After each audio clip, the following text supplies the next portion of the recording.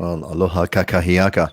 I'm Peter Kate. I'm your host for today, and you are joining the pregame show of the Aloha Friday Real Estate Show and on the Aloha Friday Hawaii Real Estate Show. If you're not watching this live, meaning that it's not February 5th at 10 o'clock or actually 9:55 Hawaii time, you are watching the pre-recorded version, and you can skip forward about 5 minutes or so if you want to miss the pregame show where we kind of warm up and make sure everything's working and our mics are good and all of our show makeup is on. So I'm going to introduce you guys, y'all, to my two friends for today. Normally we have Heidi. Heidi is normally with us on Fridays as well, but she's got another engagement last minute that she had to do today. So I am here today with my good friends, Dylan Nonaka. How's it going, Dylan? Good morning. How's it going, everybody? How's it going, Peter, Scott? We got Dylan Nonaka from the Big Island. We got Scott Startsman, who's on Oahu. How's it going, Scott? Good. It's a perfect day, man. It's not a cloud in the sky, and the temperature is absolutely spectacular. We kind of got, I'm going to talk about that a little bit on the news side, but boy, we had like a whole bomb of like massive rain and kind of wind, rain, and, light destruction during the whole week. And we kind of came out of it all right. Hey, so let's do our little Aloha short warm up here. Dylan, what are you wearing today? Sig Zane, like always. This is a green with a brown kalo print on it. So one of my favorites. So you were mentioning that the weather today in Kona is like really, really awesome. What's it like today?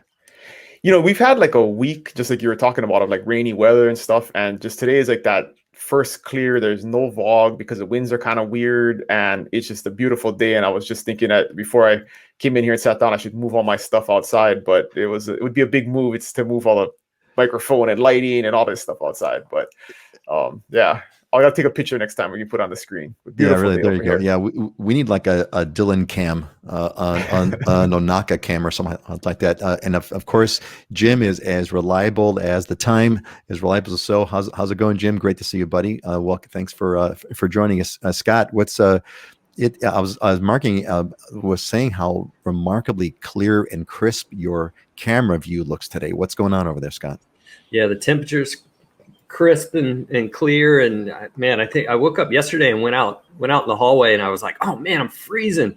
And I look at my phone, I laughed. It was like 61 degrees, and I just chuckled. I'm like, oh man, I'm a poor soul. Those people on the mainland are at 0-degree temperatures. I can't handle anything in the low 60s. I had to put socks on and turn my ceiling fans off. That's about as bad as it gets over here. But this is I got to tell you about this one. This is one of my least favorite Aloha shirts. It's a rain screener. It looks like a Hawaiian quilt, and a lot of these are flowers and things. It also looks like snowflakes, and I wore it since it snowed up top Mauna Kea. I figure, it's the perfect Aloha shirt for today's show. It looks like Hawaiian snowflakes to me. Well, that's a good pick, and to your point about the weather. So Chris is joining us in aloha and greetings from Menominee, Michigan, where we just got 9 inches of snow and bitter cold. Yeah, we all know. I was born in the Midwest, and I can't say I can't say I'm fond. I can't say I'm fond of it. And Mark is joining. Hey, Mark is a member of the Islander Ohana. So Mark, welcome. And he's single digits in northern Idaho. And Mark will do the best we can to give you a little bit of a taste of the relative warmth over here. Although it is cold. We'll talk about the cold. I got some. We'll talk about the cold in the news. And we got Swamog from Aloha from Fort Worth. Well, aloha indeed. We're glad to have you with us. This is a great morning. Yeah, it's good to. It's interesting, right? How everything's always relative, right? There's something about it would be kind of cool to see what the science is behind, what we commonly call blood thinning, right? Our blood gets thin when we live in Hawaii, and the warmest day is a super cold day. Tom is telling us that it's from a rainy UK. Hey, Tom, how's it going, buddy? I think Tom, if I'm not mistaken, we may have gotten a few of your questions that we posted. I can't recall for sure, but welcome from the UK. That's awesome. Great to kind of see you. It's a good fun. One of the neat things of internet, right? We always get to have this sort of worldwide kind of audience. And there's Kinaya. Kinaya, also a member of the Ohana. Great to see you, Kinaya. Welcome back. Austin, Texas, 54, clear and sunny. All right, not too shabby. In fact, we had an Islander Ohana conference on Saturday, and for a few minutes on Saturday, it was warmer in Austin than it was. Austin's noon was warmer than Hawaii's morning, so that was kind of cool.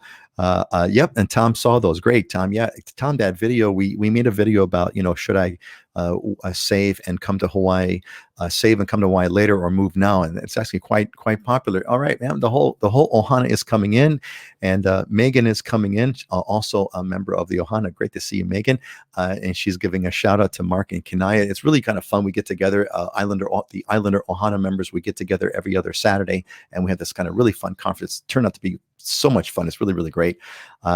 Richard Lancaster, how's it going, Richard? Aloha from Oregon still. Well, hopefully not for long. And Stargazer says it's cold in California.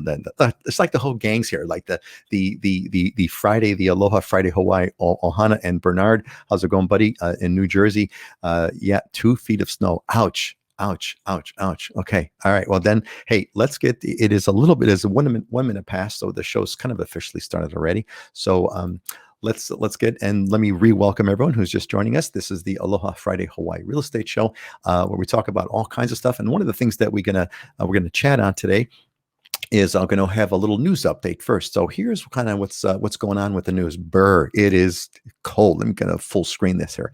So here is, you're seeing in that photo, there is a shot of the summit at Mauna Kea. I was up there once on a field trip and didn't have as much snow as there is now. But I always thought that was one of the most remarkable things about Hawaii, and that Hawaii, you can actually, one of the most amazing things about the Big Island, right, is you can, legally, technically, you can ski on a snowy day on the side of the mountain, and on that same day, you could drive down and hang out at the beach in a bikini or swim trunks, depending on your clothing preferences. But it's really one of the most remarkable things. So it has been cold. If you look at this, zoom in here. Yeah, I want to mention something about that, Peter. Sure. Yeah, So go. So last week I went to Hilo for lunch with some friends, and as we were driving back, so there's a lot of snow on the mountain last weekend, and so this is like a thing you'll probably not see anywhere else in the United States. But as we were going back over Saddle Road to come back to the Kona side, we made a game out of it, and the kids and I were counting how many trucks had snow in it. So what people do is they go up to the mountain and they shovel snow into the back of their truck and fill the truck up with snow, and then drive back down the mountain, and the kids place snow in their yards down in town. And so there was 11 trucks that we noticed. One truck had a trailer and the truck. So, I mean, they had like a double load of snow coming down the mountain. And you can tell because there's a big mountain of snow in the back of the truck, and there's shovels stuck into the snow. So it's very obvious, and they're leaking water, but that's a very common occurrence, is you bring this, because it's actually hard to play in the snow up there because it's such a high elevation. It's not pleasurable to have a lot of physical activity. So people will load up their truck with snow and then drive down into town and play snow in their yard. Oh, it's man, awesome. that is hilarious.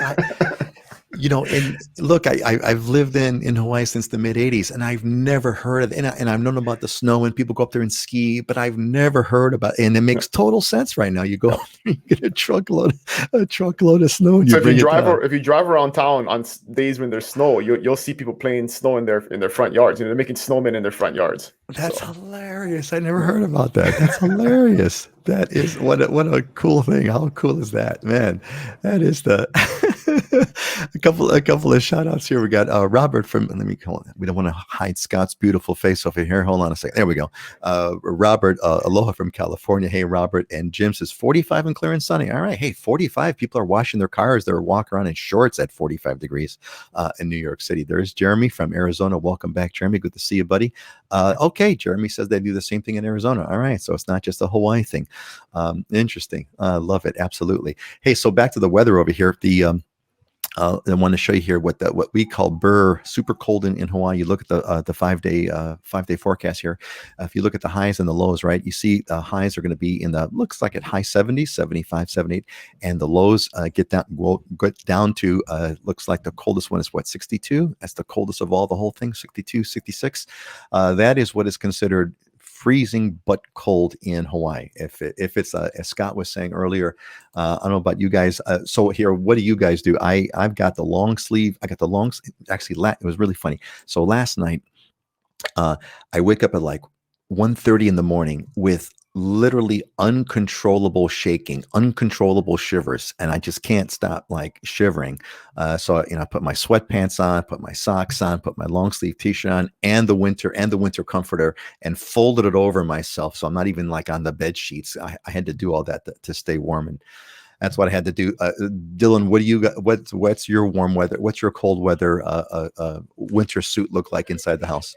So luckily, I live at some elevation, but it hasn't gotten that bad yet. It is pretty nippy at night, but at most it's sweatpants and a long sleeve shirt. But it's getting there. I think in the next couple of days, it's probably going to get to the point where we're going to have to gear up a little bit more. But yeah, it hasn't been too bad yet. And well, that's because it's always cool too, right? So like the temperature is always cool at night, cooler at night. So when when it gets cooler, it's not as dramatic where I live. Yeah. Well, and I should mention to everyone, this is all relative. There are no fireplaces. We have no house heaters, and we still leave a few of our windows open. We don't close all the windows. That's the big thing. When it gets cold, just close your windows, right? That's basically what you Not do. all of them. You leave a few open just to get some circulation going. Scott, what's your cold weather remedy? Oh yeah, I mean, it's turn the ceiling fan off, put socks on. The other night when the wind's blowing, it gets to be a little chilly. The other night I was hanging out with some friends, and I don't have anything other than like short sleeve shirts and maybe an occasional long sleeve one. So I have to actually bust out my snowboard jacket and leave it undone, even though it's like overkill. Everything else I have is not sufficient enough because it hardly gets down into these temperatures. And when it does, it's a little uncomfortable. One of the most wasted articles of clothing I took with me was a coat. I even had a leather jacket, which I love. Was this really cool Harley motorcycle jacket? Nothing, no insulation whatsoever, but never wore it. Never. It was just too much. All right, let's kind of keep moving on with the news over here real quick. So a couple things, real quick note came out is that Hawaii got ranked in the top 10 most COVID restricted states in the U.S. So not a big deal, but what that basically means is if you're planning on taking a trip to Hawaii, if you're planning on coming over, just know that this place is fairly restrictive. I was talking to my cousin the other night, and she asked me about how it was. And I said, the big thing here is everyone just pretty much wears their masks, and depends on what state you're coming from. That may be a little bit of a surprise, or it may not be a surprise. Most businesses are open. I think everything's fairly open, but it does rank as one of the most restrictive states. That there is a big deal. You're wearing your mask all the time. People always wear their masks here.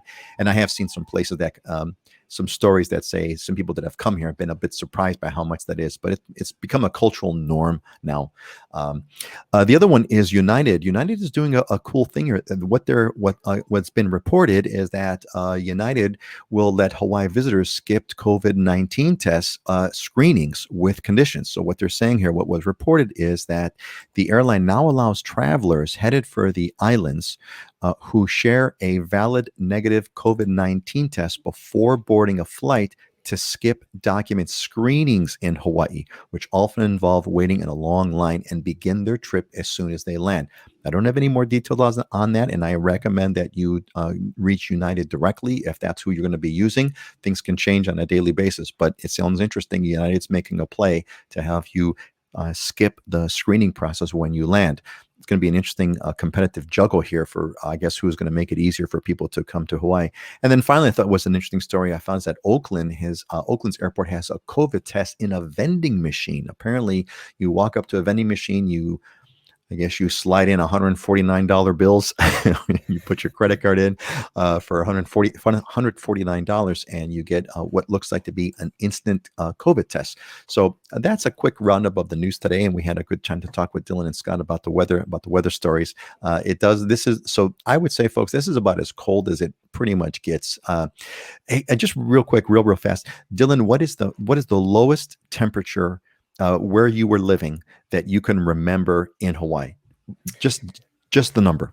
Maybe like 56. 56. It's crazy cold. Yeah, like high 56. 50s. Yeah. How about you, Scott?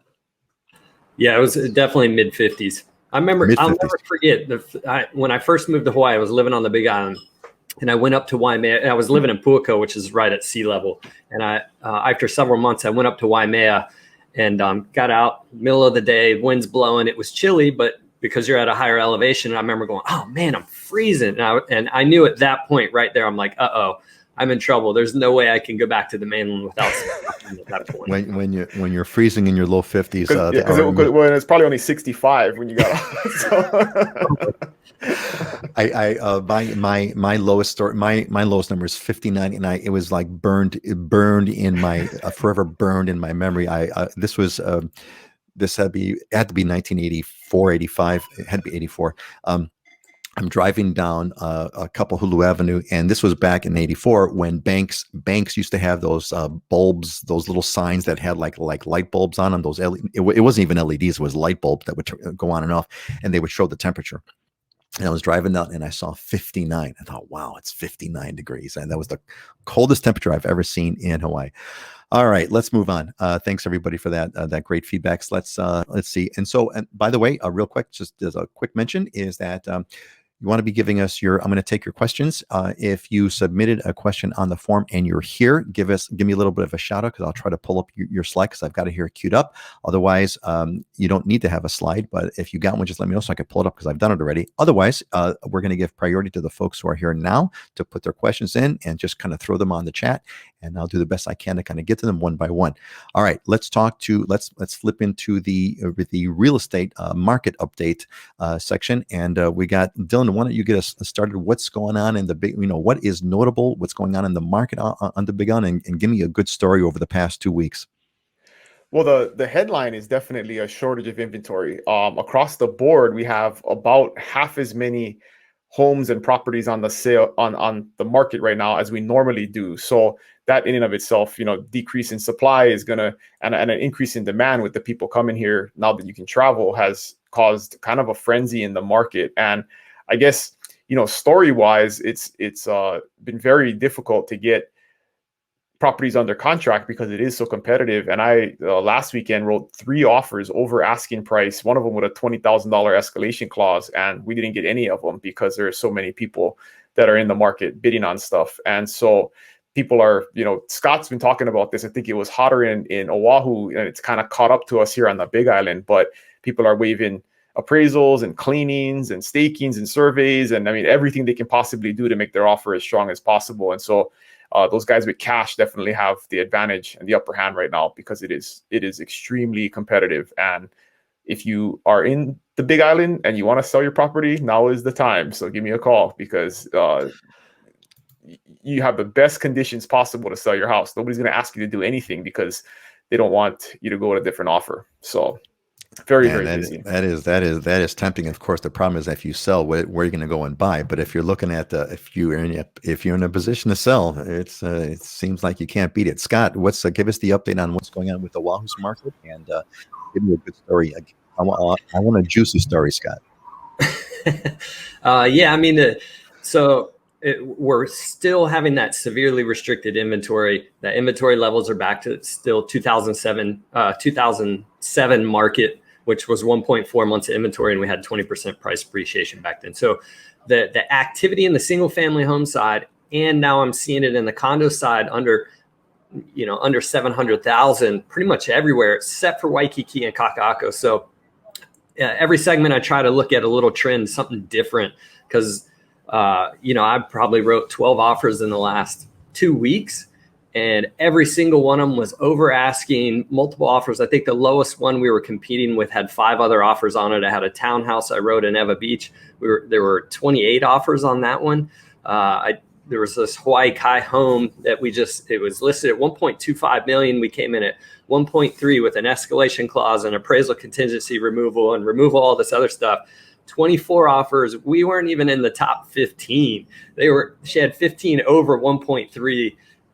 So we got blown out of the water on that one. We just kind of shook our heads to tuck our tail and move on to the next one. But the trend that I'm seeing now, and I wrote down a little bit of this real quick, is so Waikiki under $500,000. It's starting to shrink a little bit, the inventory. So we're starting to see some absorption there, people moving into that market. But once you get over the $500,000 mark in Waikiki, it's definitely slow. You get over $1 million, there's 24 years of inventory. It is dead at $1 million plus in Waikiki. But Kaka'ako, which is the other area that I was seeing some slow activity, under 750,000, there's a little more than 1 month of inventory. So all the inventory, people are starting to move into the condos now because the single family homes have gotten so busy, and people are starting to get comfortable with the more affordable condo side. The higher end range is still slow a little bit, but that's kind of the latest trend that I've noticed out there. Wow, that's remarkable. I want to give a quick, a real quick shout out here to Joanne. Hey, Joanne, welcome. Joanne is also a member of the Islander Ohana, and Joanne Kinaya is here with us and so is Mark. Mark, they're all here watching with you as well. So, hey, guys, I had a quick, as you guys were talking about this, what came to my mind is,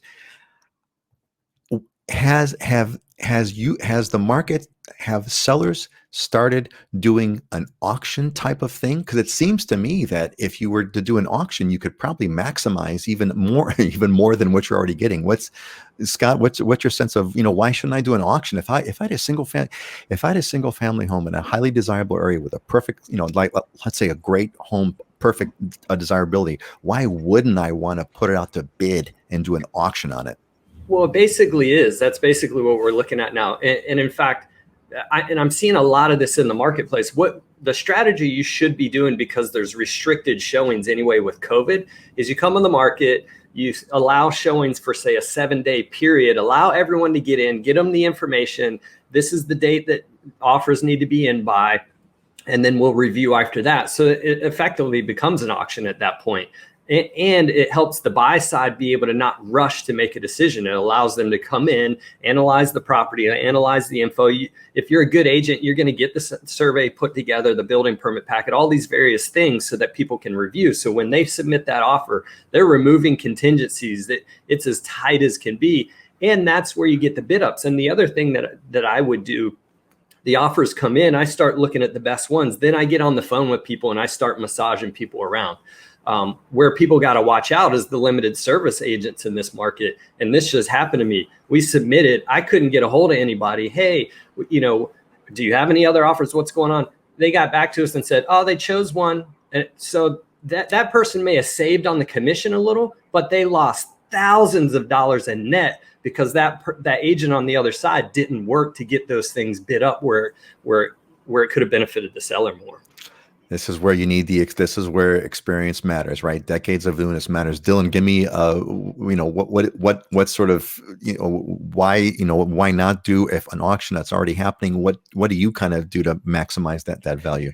The exact same thing that Scott's talking about is, I've been recommending to my agents, and I've seen other people do it, that you get everything ready. You prepare for the house to go on the market, because we can't really like pre-market with new ethical standards, but you can have everything ready social media wise. And so the day you put it on the market, you do the blast and you basically show it for 3 to 5 days. And, you tell all of the buyer's agents that will review offers. You release it on Monday, we're going to review offers on Friday, and we'll let you know by Saturday what the decision is. But the key to that is, and I'm seeing, and important for sellers to consider, is to maximize that. I really feel like you almost want to undervalue your property. So if you think the property is worth 700, instead of the conventional wisdom, well, let's price it at 725 or 750, and then we can negotiate down to 700, right? That's the conventional wisdom. But in this type of market, what I'm telling people is, if you think it's worth 700, let's list it at 675, and you'll probably end up getting 750, because people are going to come in and say, wow, this is a great deal. They'll go crazy over it. They'll know that there's 9 other offers, and that emotional aspect gets built into it. And so you almost net more money than you would by listing high and then maybe waiting for a couple of weeks or a month before you get the right offer and then negotiating back down. And you're also going to have the most favorable terms, like Scott is saying. They're going to remove a bunch of asks and concessions because they want to have the strongest offer. So that's, again, why it's super important that you're working with, people want to save money on that commission, but you may save a % or 2 on a listing side commission, but you could be losing out 5 or 6% on your sales price, and net losing 4 or 5% because you didn't market the property properly and get the maximum value out of it. So go ahead, Scott. You want to say something? Yeah, I even wrote an offer, actually 2 offers last week, where we even wrote in special terms: buyer will not ask seller for any credits or concessions. You can't get any more blunt than that. And we haven't even done our inspection yet. Yeah, it's crazy. Go ahead. And another important thing, we've talked about this in the past, but I'm also seeing now that And we were talking about this pre-show, Scott and I, that there's, you know, a big flood of new agents into the market. Every time it gets hot, you know, you have people, I'm gonna get my real estate license and become a millionaire, right? So that becomes difficult to deal with because you don't have the experience there. And I'm also seeing that, you know, with the good experienced listing agents, they're giving preference to the agents that they know are bringing a credible buyer, that they know they've already pre-screened their financing, that they know they're going to be able to work with and solve issues throughout the process. And so those relationships really matter in this market also, because if all things are equal, price is equal, terms are equal, they're going to go with the agent that they want to work with, that they know is going to have them, is going to do their job and create the smoothest process possible to get that deal closed. Well, I'll tell you what I'm getting out of this is that, you know, if you're looking at, I mean, we're talking to, in the Aloha Friday Hawaii Real Estate Show, we're talking mostly to people on the mainland who are looking at buying a home in Hawaii. But we also get a handful of people that are in Hawaii. And if you're in Hawaii and if you're looking at selling a real estate, I mean, what you just heard from the guys here that know how to do the job, I mean, definitely want to give us a contact. There's a link in the description. Click on it. And if you are selling a home on Oahu, we'd be a home in Hawaii, we'll be happy to help you with some great expertise. Let's move on. We got another, our big topic for today is, I want to talk about, which is how long to stay. So this was a great question from Dee Dee from Miami, Florida. And what Dee Dee, do it this way, here we go. So what Dee Dee asked is, she says, when visiting, how many weeks should one go if wanting to experience the vibe? And what order of island hopping should one go? I feel called to Kauai, but my hubby really wants to see the, quote, city Oahu, since we are from Miami. And we're both interested in Kona for my daughter. She loves volcanoes. And we have a friend in Maui. How many weeks and which islands would you suggest seeing first in the order? We are natural organic farmers and in the wellness business coaches in our late 30s. So I thought, you know, Dee Dee, I thought that was a great question. It's an interesting kind of a perspective. I think we've touched on this topic over the previous shows in terms of, you know, how do you, if you're looking at making a move to Hawaii, how do you sample the various islands and what should you go about doing it? So I think you kind of hit it right on the money. And I think, Dylan, you had mentioned something that kind of popped out in my head that you said earlier. What would be your advice for people like Dee Dee who are trying to kind of figure out what island is going to be their place? Well, I think given the description she gave herself and her family, you should definitely consider the Big Island, or Kauai would work too. If you're leaving Miami for whatever reason, you know, why would you want to go back to a city? That would be my first question. If you like where you're at, you know, then why move?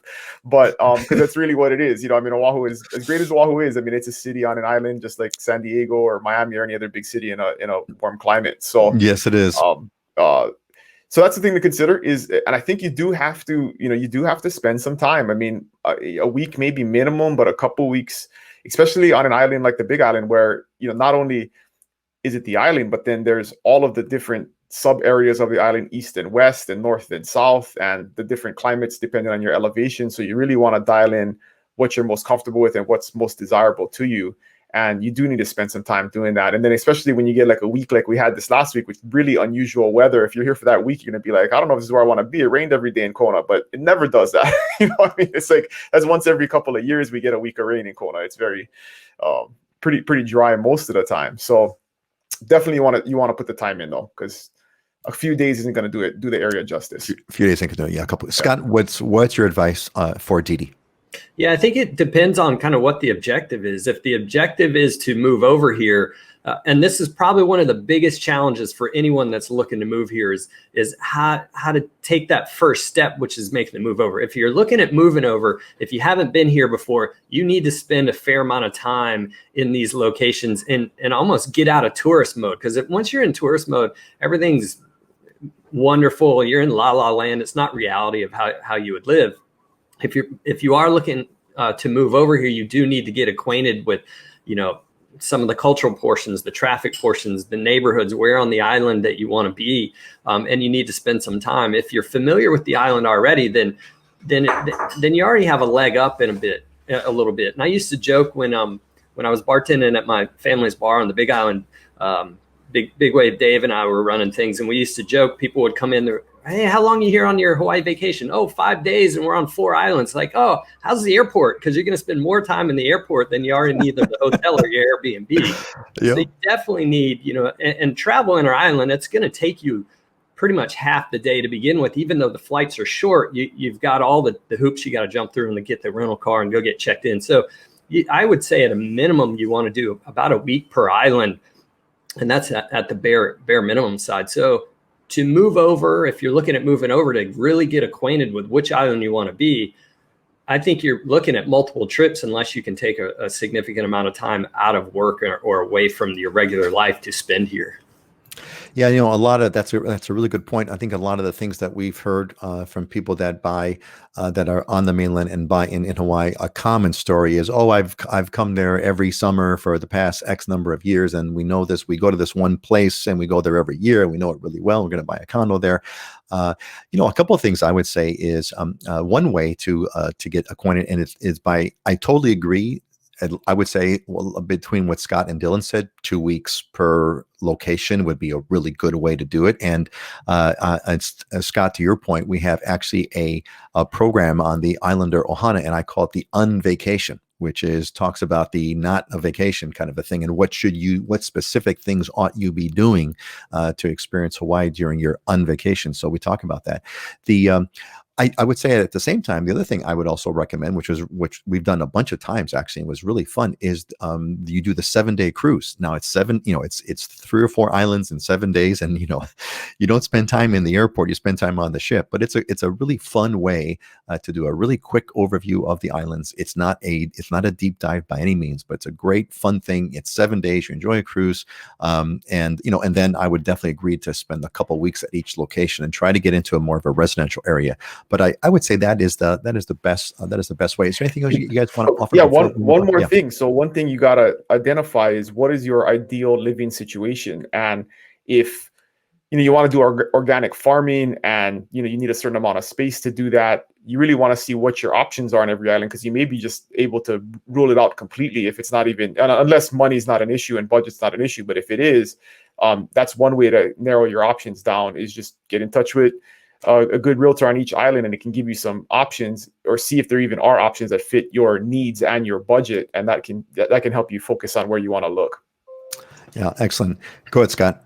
Yeah, I mean, when I moved out over here in 1999, I didn't even leave the islands for 6 years, because every island is so different. I went inter-island to go experience different things, because they're so diverse and so different. You got to, if you don't know what island you want to be on, you've got to spend some time on each one to figure out the lifestyle that you want. Yeah, they're definitely very, very, very different. And we have a quick comment here, so I just thought I'd kind of throw this up because it's fun. Paul says, "Don't move to Hawaii." Well, Paul, Hawaii's not for everyone, and we made that abundantly clear. But I would say that if you don't want to move to Hawaii, this is the wrong channel. You're on the wrong show. You are definitely on the wrong show. Again, Hawaii's not for everyone, but if you're not into Hawaii, this is not the channel for you. I don't even know how you ended up over here, but God bless you. We're glad that you're here, if you're still here. Hey, gang, a real quick plug here. If you're not in the Ohana, you need to be a part of it, livinginhawaii.com. Most likely you found your way here because you get the newsletter that comes out every Wednesday. But if you're not on the newsletter list, you want to get on that list, there's a link in the description. Click on that link and get on the newsletter, and you could be a part of what we're doing over here. It's not just this. We have the Islander Ohana, which is a formal program to guide you through coming to Hawaii, and we have shows, and we have YouTube channels. We have all kinds of good stuff. Oh, Jeremy's got a quick update here for us. Let's see. Jeremy says, coming for 5 weeks in June, July to feel it out in Maui. I am hoping not to use the ticket home. That's the Scott approach. All right, Jeremy. Well, make sure you connect with Heidi when you get into Maui, because I'm sure she'll be here and probably have a coffee with you. I would think. Oh, there's Tina Mahina. Love this. Miss you, Dylan. Tina, old friend. Good. Dylan, you want to say hi to Tina? Hey, what's up, Tina? Miss you, Tina, too. what's up, Tina? So Tina's a good friend of a good mutual friend of Dylan and I, and we go way back. Geez, 10 easy. Well, me 10 years easy with Tina. Great, awesome, great to see you here, Tina. That you landed. Hey, Tina, what? Oh, no, go ahead. No. Oh, yeah, one thing I wanted to mention. I don't know if that comment about don't move to Hawaii was from somebody not wanting to move here, or somebody here that doesn't want people to move here. Maybe we should we should Paul, you want address to that. clarify that? Yeah, Paul, would you clarify that, Paul? Is But if that's the case, that's, I think, a common misconception is that our net population growth is pretty low because there are just as many people moving away as moving in, and the people More moving actually, away, I mean, actually are more. a lot of locals, but then there are a lot of people who move here for a few years and then move back, right? So that, I think, that's a common misconception that, like, there's people just overcrowding Hawaii and moving in droves, and there are a lot, but there's also a lot of people moving away. So our net population growth it's less than the average in the United States in most places. I'll tell you over the past few years, we've had a net loss. It's been a net loss over the past few years. So, Paul, maybe you can kind of clarify with this. Are you telling because you don't want, now that I'm here, please don't you come to Hawaii, or I don't think you should go there. Anyway, I was going to say, think about Tina? I forget. Anyway, okay. So great to see Tina here. And Megan, who is also a member of the Islander Ohana. What tips do you have for potential buyers? Your market update was a bit discouraging. Yeah, sorry, Megan, but I know the reason why you're a part of our Ohana here is because you hear it straight. So Scott, why don't you tell us what tips do you have for potential buyers? Yeah, give me a ring and I'll get you into a place. That's the tip. But I actually wanted to I know what we're talking about is a snapshot and can be discouraging right now, but I think the overall arching idea is, and this is a quick summary, but when interest rates dropped, it created such an affordability in housing in the market, from a mortgage payment standpoint. And what happened, and I did it, and all my investors did it, and a ton of people did it. They cash out, refinanced other homes they had. So they're sitting on all this capital. Now that capital has to be put into the marketplace. Our price increase right now hasn't even eaten up that affordability that was created. So our prices are going to continue to go, not just to catch up to where the prices would have been if interest rates didn't drop for the mortgage payment, but you got to put this capital into the market and invest it somewhere. So I see this price increase going and this market going for about 3 years here, probably. And in doing so if you're looking at 10% plus price appreciation per year, you're buying at a discount right now. That's why people are coming in, and that's why they're paying a premium, is because they're hedging that. For one, they want to put their money somewhere, and two, they want to be in Hawaii, and then they feel like prices are going to be up. So that's kind of the idea that you have to take and look at with this market is you're buying in a discount right now. Yeah, awesome. Dylan, just to illustrate that, I just did a video on this last week to illustrate that in real dollar terms, right? So if you were going to buy a $700,000 house at 5% interest, which was common a few years ago, still a good interest rate, your monthly payment would be like $2,700 a month to borrow that $700,000. In today's market, with interest rates under 3%, that same $700,000 will cost you like $1,800 or $1,900 a month in a mortgage payment. So it changes the amount of money that you can borrow. So now for that same $2,700 a month, you can borrow like $880,000. So it increases your buying power by $180,000, and it doesn't increase your monthly cost at all. So that's caused a huge increase in demand, and people that maybe were at a lower level budget can bump up to a higher level, and that's creates additional demand in the market for those higher priced homes. So what's the advice to Megan? Hurry up and buy it now. Well, the advice is to put yourself in the best position possible, which you're already doing. If you're in the Ohana, you're doing the right thing, but you want to make sure your financing is in place. You're saving money for as big of a down payment as possible, because that could make the difference between, somebody putting down 10 and somebody putting down 20%, or somebody putting down 30%. If you're up against an all cash offer, it's going to be hard to beat them. But at the same time, you want to have as much, of an advantage as possible, and then be as prepared to buy as possible, so you're not second guessing, and you're ready to pull the trigger when the time comes. So, it's a tough market for buyers. We're not going to lie. It's a very tough market, but that could change. I mean, that's real estate's a dynamic environment, and we were talking 6 months ago. We were in the dumps 6 months ago. Nothing was happening. It was we were way down, and then look where we're at now. So who knows where we're at 6 months from now. Things are always changing, but yeah, it's Scott. You're going to throw in another comment here? Yeah, it's almost like coming to visit the state. The upfront planning that you do is key to being able to get an accepted offer. You have to get all your ducks in a row, and you got to work with someone who knows how to get creative with contracts and has those relationships with other agents out there to be able to get into first position. So Megan, I would say you're in the Ohana, and that's what we one of the sort of the great benefits of that is that we know that you're serious about Hawaii, and that's why Scott is here and Dylan is here and Heidi is here as well. Even though Heidi's not physically here today, she is here. She is here to help out. And hey, Scott, here's something for you here. Bernice says, I like Scott. He called me in California. He will call you. All right, Scott. Of course he'll call you. Of course he's going to call you. Scott's one of us. And here, I'll give you folks, when I talk about the Ohana, there's two levels of Ohana. There's the free Ohana, and then there's the serious Ohana. And I just put this in the, right? I just put this in the chat what the serious Ohana is all about. You folks want to go check that one out, and I got all the details there of what this is. We have a cohort, and we're going through the process right now. We're going to have another cohort open up in spring. So if you're serious about Hawaii and you want kind of first class treatment, this is what you're going to want to do. All right, that was a great topic. Thanks, guys. It's always the coolest to get your guys' feedback on that. All right, let's move on over here. So we get a bunch of questions that are related to insurance. So I'm going to rattle through a few, and then we're going to circle back. So here's one from Jamie. From Cleveland, who says, hey, I know real estate is cheaper in cities like Pahoa on the Big Island. Is it really dangerous to live in volcano zones? There were no casualties during the last eruption about a year or so ago. I think lava moves slowly down the mountain. Can you get, and then number two is, can you get housing insurance in those areas, and is it expensive? That's one. Here's another one from Sarah in Vermont. He says, hey, if you're located in an officially designated tsunami zone, does that affect property insurance? And then finally, from Los Angeles, the question is, hey, is home insurance high in Honolulu due to volcanoes? What about other natural disasters? What about flood insurance, hurricane insurance? How is this all affected? So the big theme here is in how does Hawaii's natural disasters or natural variances can affect housing insurance? So Dylan, why don't we start with you? Why don't you kind of hit up the big on pieces, and Scott will go over to you kind of what are the things that you got to think about on Oahu and Maui, for example. So go, Dylan. The short story is no. It's not.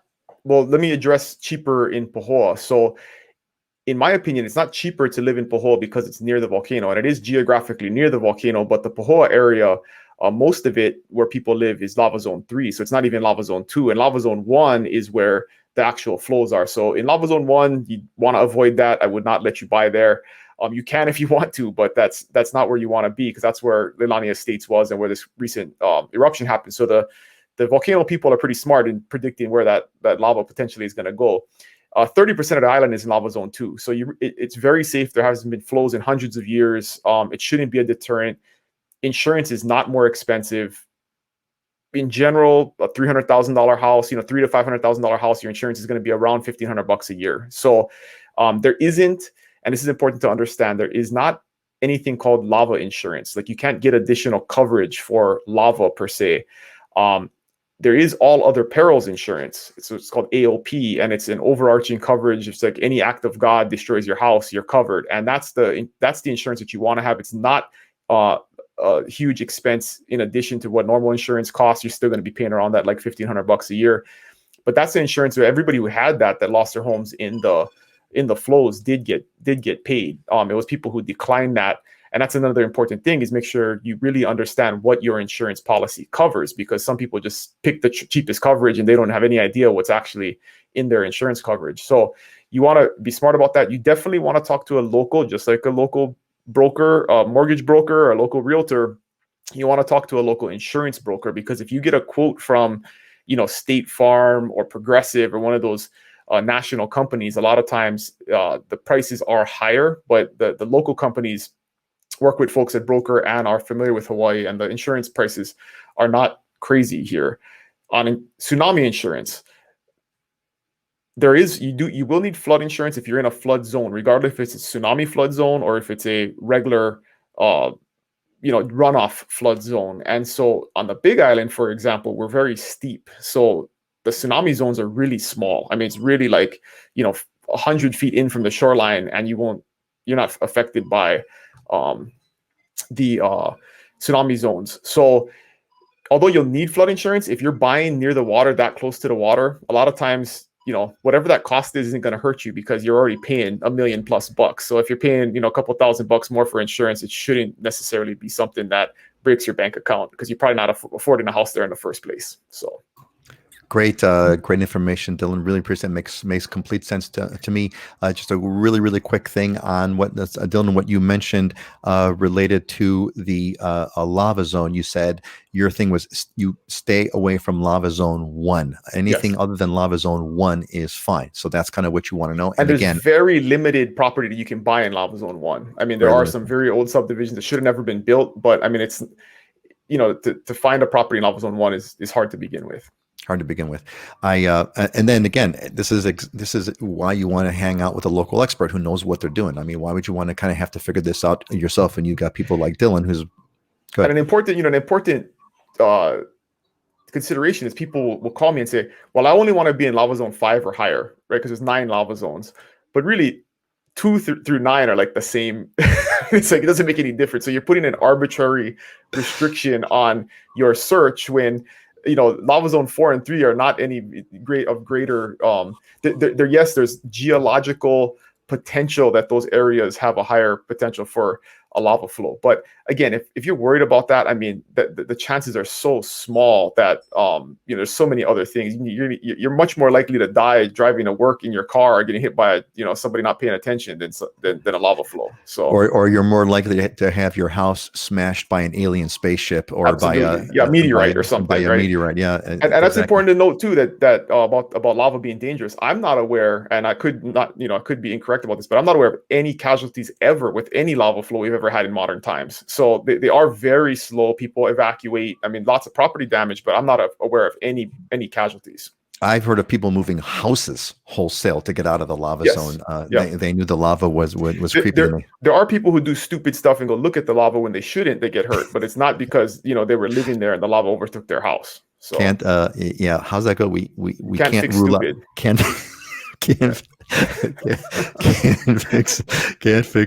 fix stupid.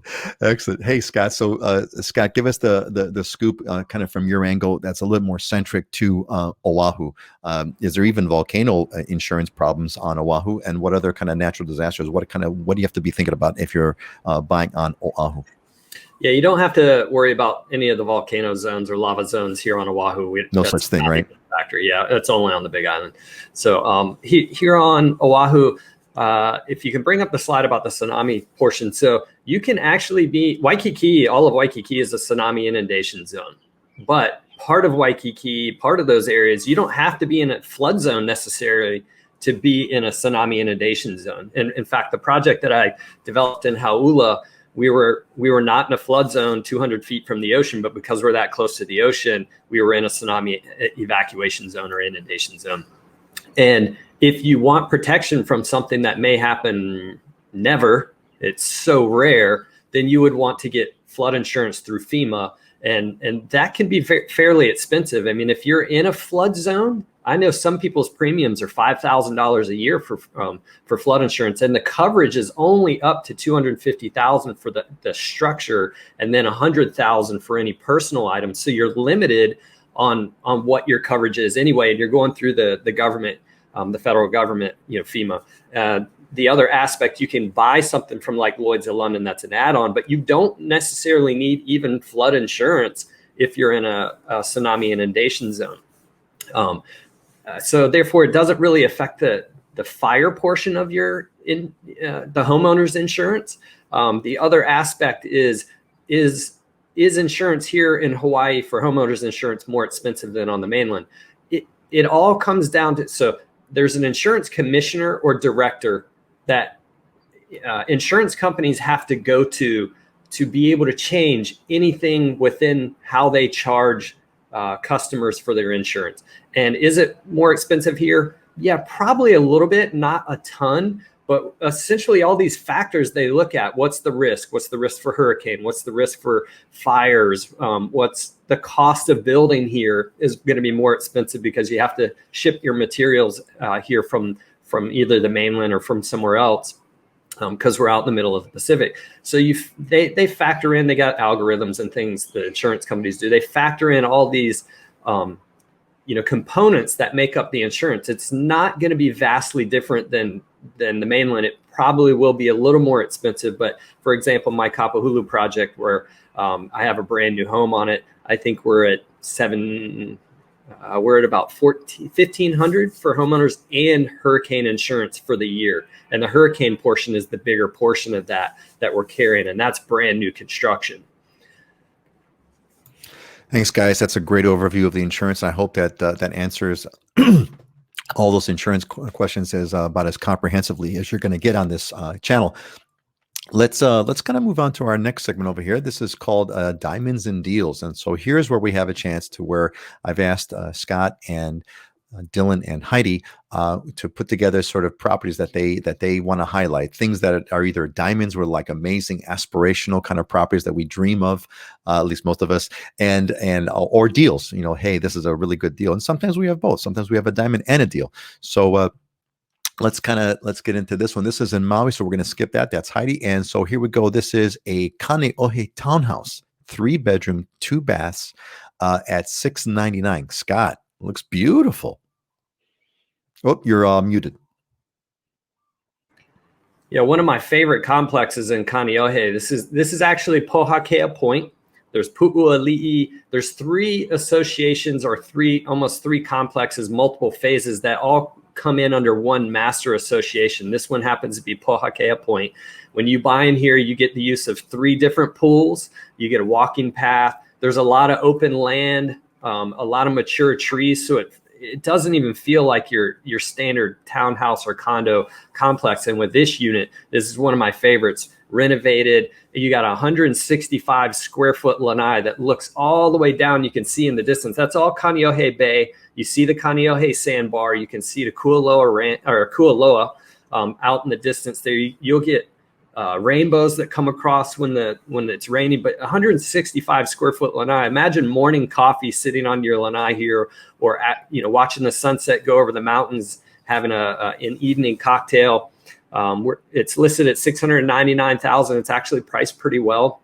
3-bedroom, 2 bath, about 1,100 square feet. The maintenance fee is about $850 a month to kind of give perspective, and it is 2 parking. But you're right in the heart of Kaneohe town, but you're tucked away in this area called Lilipuna, and it's really quiet. But you could actually walk out of the complex and pretty much walk to Windward Mall if you wanted to. I love this unit. I think it's priced really well, and it really gives that Hawaii vibe, from that lanai. I mean, that lanai. So that shot is from the lanai of the unit that's for sale. Is that right? Yeah, they actually have a really neat shot that wasn't as good that I couldn't put in here, but it literally had a rainbow going across the sky. It's pretty good job they did on marketing this. I mean, there's actually, if you look closely, there is a little, looks like there's a rainbow kind of in one of the mountains. I'm not too sure, but anyway, regardless, that is a stunning view. I mean, that is just a drop dead gorgeous view of Kaneohe Bay. Like you said, there's a sandbar that comes up seasonally in the middle of that bay. I think there's nothing more beautiful to me than the view of the Ko'olau mountain range, especially at the right time in the morning where the sun is just like beaming against those mountains, almost the way you're seeing it here, and lights them up. And look, and so Tina's our local girl here. Tina's on Oahu, and she says, yeah, it's an amazing property. It really is, Tina. Thanks for throwing that in. Gorgeous property, Scott. And you also mentioned another thing that you mentioned by the by, which is kind of not terribly common here, which is it's got 2 parking stalls. So wow, cool. Thinking about this one myself right now, Scott. Okay, so Dylan, let's see.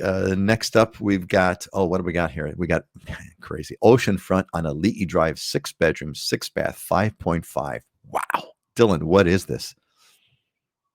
You're muted.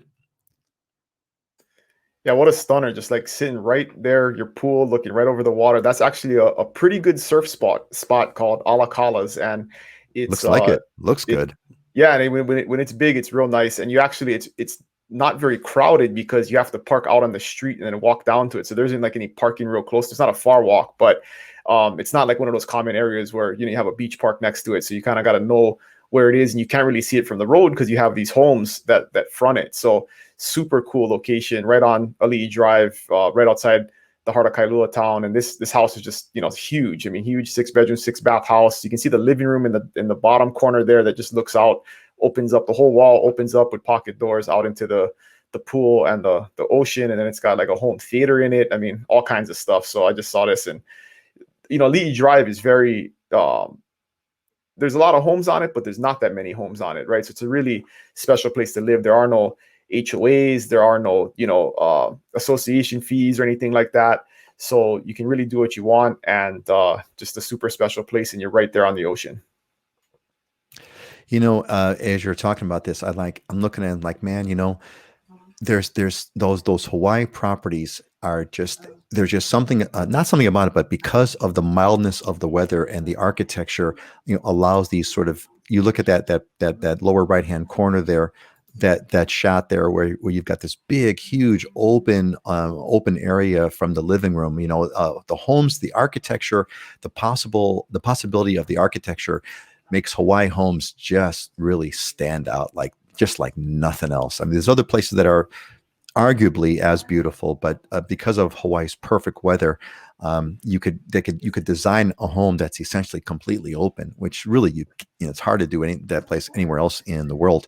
I sold a home a couple of years ago that had a the main section of the home had a hole in the roof, like maybe a 12-foot by 12-foot hole and a koi pond. So when it would rain into the house, down into the koi pond. But because of the way it was designed, you know, the rain would just fall straight down because it, you know, wouldn't blow back and forth. It was just amazing. I mean, just the coolest. You're sitting there watching TV and it's raining, and the rain is coming through your roof right into your koi pond, you know, 10 feet away from where the living room is in the kitchen. It's so cool. So crazy. That is so crazy. Unbelievable. And Tina agrees with us on the Kaneohe. Yeah, almost any home in Kaneohe, you get amazing views of the ko'olau. Very, very true, Tina. Yeah, absolutely. Scott, you want to is there anything that you want to add about that? Oh, no, I just showed one the other day where the tree is literally, you're on the inside and the tree's coming out of the slab up through the ceiling. They have this, they basically had this massive copper flashing that the water would funnel down, run down the tree and feed the roots within the house. And I was looking at this going, okay, termites, issues. Even if you cut the tree out, when the roots go to die, they're going to settle. Your slab's going to settle. It gave new meaning to bringing the outdoor elements to the inside. Not one that, I think you really want. It's just so bananas, so bananas. As long as we're talking about like sort of homes, I would, if I could build a home from scratch, the kind of home I would build would be one where there would be basically no walls. I would want to have like my property. I would put like let's say 6-foot high rock walls around the property, which would be the walls, so to speak, of the house. And then the house itself would have no walls at all. I would have like, you know, poles inside the house, and then having like those sliding doors around all the way around, like 360, right? All around the house. So if you wanted to, you could completely open up the house, and it's just basically a tent, a canvas tent essentially. But, you know, when it rains, you know, you can close up the windows. That would be like the killer house for me. So Karen from Limberhorn, but in Waimea. Karen, what do you mean but in Waimea? But in Waimea is beautiful too. It is. Waimea is actually my favorite place on the Big Island. Love Waimea. Fill us in, Karen. I want to hear more about what you're trying to say here. So okay, let's folks, got any questions? We're coming up on we got only a few minutes left. So I think we got time for maybe one or two more questions at most. Haven't gotten any from you folks. So we're going to move on with our little planned out slides over here. So Dylan, I gotta talk about Dylan. You gotta fill us in about this Coqui frogs. I remember there was one. So Coqui frogs on the Big Island, and this is from Sharon, and she goes, I'd like to know more about the Coqui frogs on the Big Island. If I move to the dry side, would I be able to avoid the loud noise? Since this is audio, could you play a recording sample of the sound? Sharon, I can't play one, but if you folks just do a Google search, a YouTube search for Coqui frogs, you'll hear them all over the place. You know, then I think about the Coqui frog, and I remember that one time when you and I were having a conference call, and it was like late at night, and you were at your home, and this Coqui frog was on, and it was like screeching. It was like hitting the microphone in like the wrong way, and it was like screeching. It was like nails on chalkboard, at least over the phone. But I also heard that some people really like the sound. So what's the deal with Coqui frogs on the Big Island, Dylan? So Coqui frogs are just a little bit of background. So Coqui frogs are frogs that are native to Puerto Rico that came here with nursery plants. So like when the big box stores started coming here in the 90s, and they would bring, you know, their garden departments it was a perfect distribution for Coqui frogs, because they would bring the plants from Puerto Rico, and then people would pick them up and they'd take them home, and it went all over the island. So they proliferated pretty quick. And they do like the east side more because it is wetter, but they're pretty much everywhere on the island, unless you're at a pretty high elevation or you're like south or north where it's really dry, and they don't do very well. So part of it is where you live. Also, a lot of neighborhoods have like Coqui associations where they go and fight the Coqui frogs. So there's some natural remedies like hydrated lime and citric acid that you can spray and kill them. And so if you stay on top of it, you can keep the populations down. There's not very much noise. The big consideration, like my house, they're around my house, but I've cleared all of the vegetation around my house, so there isn't really anything 30 feet anywhere closer than 30 feet to my house. So although I can hear them, it's not a bother because they're pretty far away. And then as long as you're in the house at night and the doors are closed, you can't really, it's not a big nuisance. But it's definitely a consideration if they are noisy. On the east side, it can be really, really loud if you live in like the Pahoa area where it's really densely vegetated. I've heard estimates that there can be 1 million of them in an acre is what the University of Hawaii estimates. A million in an acre? Something crazy like that. Yeah, because they're tiny, right? They're these little tiny frogs that fit on a quarter. I mean, they're not very big.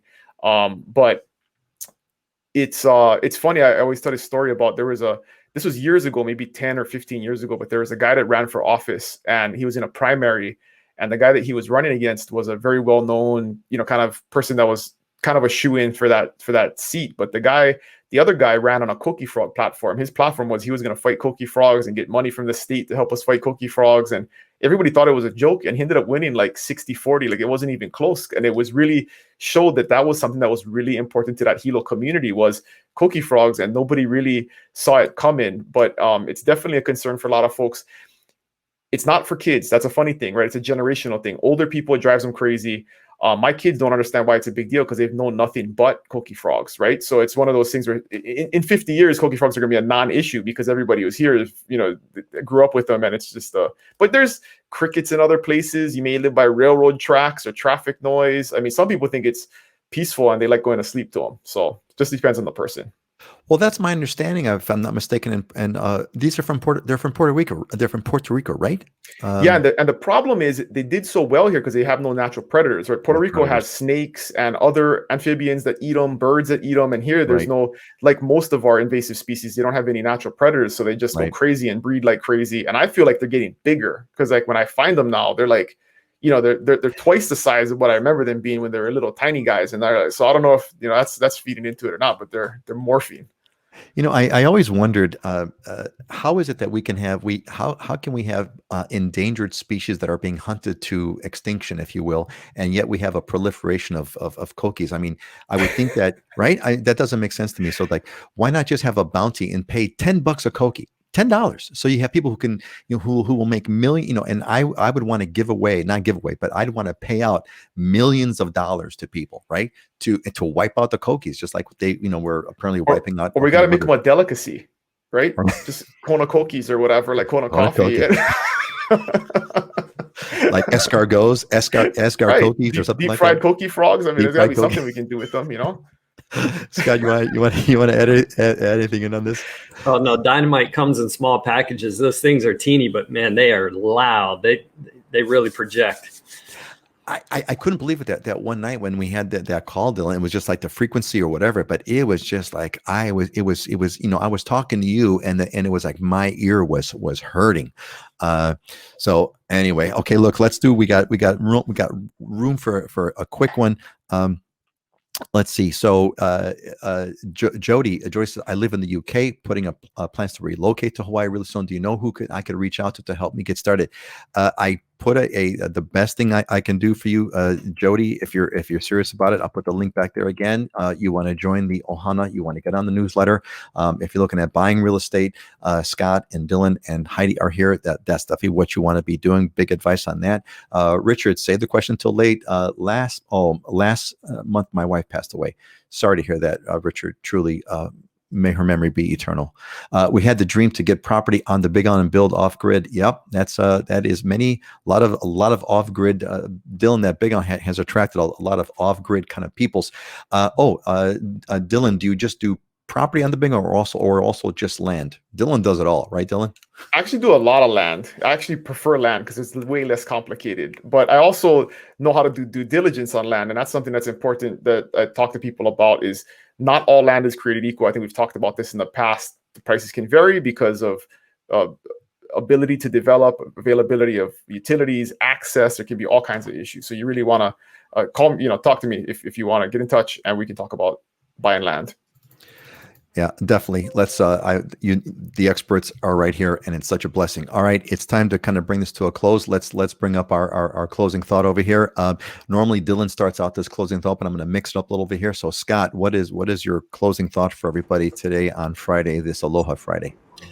Always expect the unexpected. This past week, actually the past 2 weeks, was crazy rain and wind-driven rain and high winds and damage, around the island in certain places. And then now, look, it's not even the palm trees aren't even moving. There's no wind. It is absolutely perfect day. It doesn't get any better than that. So always expect the unexpected.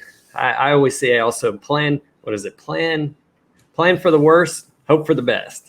There you go. Excellent. Thanks, Scott. Dylan, what's your closing thought for today? I had a coach that used to say, to get what you've never had, you got to do what you've never done. And always like that, where you got to push yourself outside of your boundaries and be uncomfortable sometimes. And sometimes making a move like to Hawaii or buying property for the first time, I tell people, it's uncomfortable, but if you want to get to the next level, it's just the first step, and you got to do what's uncomfortable in order to get to that next level. Dylan, you did not disappoint. I love that Dylanism, or from the coach. To get what you've never had, you've got to do what you've never done. Is that it? I love that. Yep. That is excellent. And we got a thanks from Richard. Yeah, Richard, we are here, buddy. Don't hesitate. I guess my closing thought is to savor the moment.